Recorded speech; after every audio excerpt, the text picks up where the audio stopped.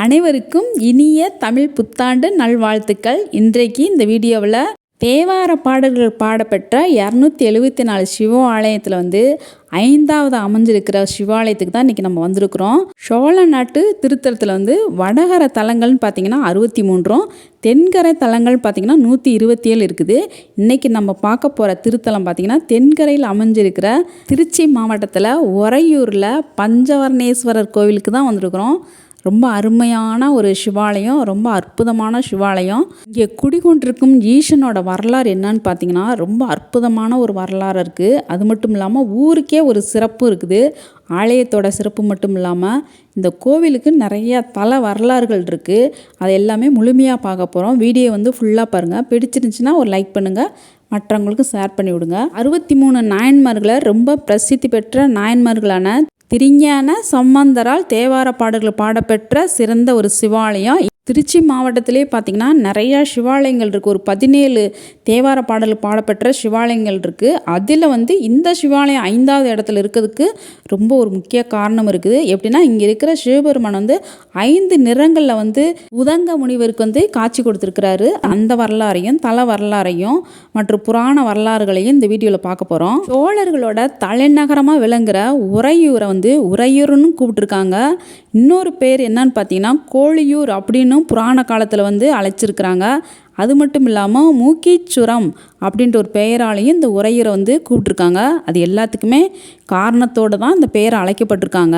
இங்கே குடிகொண்டிருக்கும் சிவபெருமானுக்கும் பல பெயர்களால் வணங்கிட்டு வராங்க. பழங்காலத்துலேருந்து இந்த காலம் வரலுமே இங்கே குடிகொண்டிருக்கும் மூலவருக்கு ஐவண்ணநாதர் அப்படின்னு சொல்லியிருக்காங்க. பஞ்சவர்ணேஸ்வரர் அப்படின்ற பெயராலையும் அழைச்சிருக்காங்க. அது மட்டும் இல்லாமல் திருமூக்கீச்சுரத்தடிகள் அப்படின்ற பெயராலையும் சிவபெருமானை வணங்கிட்டு வரோம்.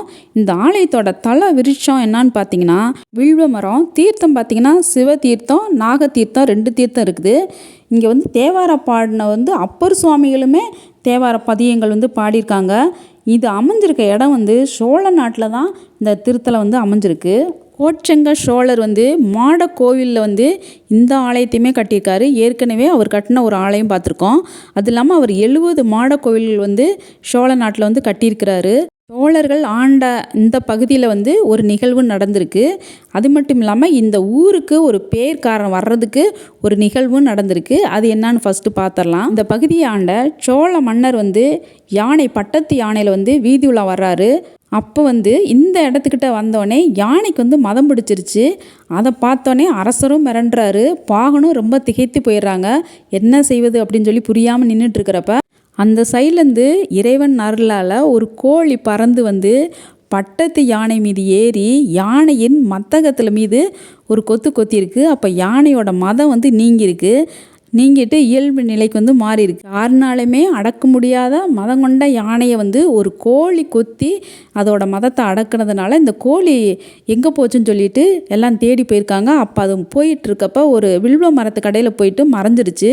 அப்போ அந்த வில்வ மரத்துக்கிட்ட அவங்க சுற்றி பார்க்குறப்ப அங்கே சுயம்பா சிவபெருமான் லிங்க திருமேனியோட காட்சி கொடுத்துருக்காரு. இதிலிருந்து இந்த இடத்துல ஒரு சிவன் ஆலயமும் எழுப்புறாங்க. அதுவும் இல்லாமல் இந்த இடத்துக்கு கோழியூர் அப்படின்ற ஒரு புராண பெயரும் இங்கே வழக்கத்தில் இருக்குது. அதுக்கடுத்த புராண வரலாறு என்னன்னு பார்த்தீங்கன்னா உதங்க முனிவரோட ஒரு வரலாறு இருக்குது. இந்த சிவபெருமானுக்கு பஞ்சவர்ணேஸ்வரர் அப்படின்னு பெயர் வர காரணமாகவும் அந்த வரலாறு அமைஞ்சிருக்குது. எல்லா சிவாலயத்திலுமே பெரிய ஒரு முனிவர்கள் அந்த இடத்துல வணங்கினதான் ஒரு வரலாறை நம்ம பார்த்துக்கிட்டு வரோம். அது மட்டும் இல்லாமல் நிறைய ஆலயங்களில் சிவபெருமானோட லிங்க திருமேனி தீண்டா திருமேனியாக தான் இருக்குது. எதனாலனா சுயம்பா அவங்க தோன்றி மக்களுக்கு அருள் பாலிச்சிட்டு இருந்ததுனால. அது மாதிரி இங்கே உதங்க முனிவருக்கும் பல வண்ணங்களில் சிவபெருமான் காட்சியும் கொடுத்துருக்காரு. உதங்க முனிவருங்கிறவர் ரொம்ப பெரிய ஆகமன விதிகள் எல்லாத்தையும் படித்தவர், வேதங்கள் படித்தவர், எல்லாத்தையும் முன்கூட்டியே உணரும் ஒரு வல்லவராகவும் இருந்திருக்காரு. அவர் அவருடைய மனைவியார் கூட கங்கையில் நீராடுறப்ப ஒரு முதலை அவங்க மனைவியர் தண்ணியில் இழுத்துட்டு போயிடுது.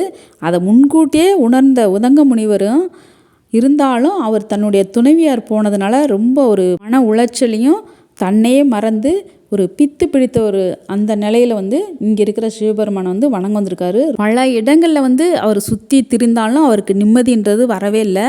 அதுக்கப்புறம் வந்து இங்கே உறையூரில் குடிகொண்டிருக்கும் இந்த சிவபெருமானை வந்து வணங்குறாரு. காலையில் வணங்குறப்ப இறைவன் வந்து அவருக்கு எப்படி காட்சி கொடுக்குறாருன்னு பார்த்தீங்கன்னா, அப்படியே ரத்தன லிங்கமாக வந்து அவருக்கு காட்சி கொடுக்குறாரு. ரத்தனம் அப்படின்னாலே எல்லா இடத்துலையும் ஜொலிக்கக்கூடிய அந்த ஒரு சிவந்த நிறத்தில் வந்து அவர் காட்சி கொடுத்துருக்காரு. அதுக்கடுத்து உச்சிக்கால வழிபாட்டப்போ எப்படி காட்சி கொடுத்துருக்காருன்னு பார்த்தீங்கன்னா, படிவலிங்கமாக வந்து காட்சி கொடுத்துருக்காரு. அதுக்கடுத்து மாலை வழிபாட்டப்போ எப்படி காட்சி கொடுத்துருக்காருன்னு பார்த்தீங்கன்னா, பொன்னிற லிங்கமாக வந்து காட்சி கொடுத்துருக்காரு. முதல் ஜாமத்தில் வைர லிங்கமாகவும் அர்த்த ஜாமத்தில் வழிபடுறப்போ வந்து சித்திரலிங்கமாகவும் காட்சி கொடுத்துருக்காரு. இதனால் இங்கே இருக்கிற மூலவருக்கு வந்து பஞ்சவர்ணேஸ்வரர் அப்படின்னு ஒரு பெயரும் வர காரணமாக இருந்திருக்கு. உதங்க முனிவர் வந்து அவருக்கு காட்சி கொடுத்த அந்த திருநாள் என்னைக்குன்னு பார்த்தீங்கன்னா, ஆடி பௌர்ணமி அன்னைக்கு தான். இந்த 5 வர்ணத்துலேயும் இறைவன் காட்சி கொடுத்தனால ஆடி பௌர்ணமி அப்போ வந்து இங்கே சிறப்பு தரிசனம் வந்து கொண்டாடுறாங்க. அது மட்டும் இல்லாமல் சித்திரையில் தொடங்கி பங்குனி வரலுமே ஒவ்வொரு மாதத்துக்கும் ஒவ்வொரு சிறப்பு வழிபாடுகள் வந்து இங்கே பண்ணப்படுது. கோழியூர் அப்படின்னு சொல்லப்படுற உறையூரில் குடிகொண்டிருக்கும் பஞ்சவர்ண ஈஸ்வரரை சொன்னால் சொல்லிக்கொண்டே போகலாம். இன்னும் ஏகப்பட்ட சிறப்புகளும் அற்புதங்களும் இருக்குது. இங்கே வந்து கொண்டாடப்படும் திருவிழாக்கள்லாம் பார்த்திங்கன்னா, சித்ரா பௌர்ணமி, வைகாசி பிரமோற்சவம், ஆனி திருமஞ்சனம், ஆடி பௌர்ணமி, ஆவணி மூல திருவிழா, அதுக்கடுத்து நவராத்திரி, அப்புறம் ஐப்பசி மாதம் பௌர்ணமி, மார்கழி திருவாதிரை, தைப்பூசம், மகா சிவராத்திரி, பங்குனி உத்திரம் இப்படின்னு சொல்லிட்டு ஏகப்பட்ட திருவிழாக்கள். இந்த ஆலயத்தோட ரொம்ப ரொம்ப ரொம்ப சிறப்பானது என்னன்னு பார்த்தீங்கன்னா, எல்லா தோஷங்களுமே நிவர்த்தியாகிற ஒரு சிறந்த திருத்தலமாக இருக்குது. அது மட்டும் இல்லாமல் அதுக்கு ஒரு சிறந்த ஒரு புராண வரலாறு இருக்குது. வீடியோ வந்து லென்த்தாக போகிறதுனால அடுத்த ஒரு வீடியோவில் இதை பற்றி போடலாம். அடுத்த ஒரு சூப்பரான வீடியோவில் பார்க்கலாம். Bye bye.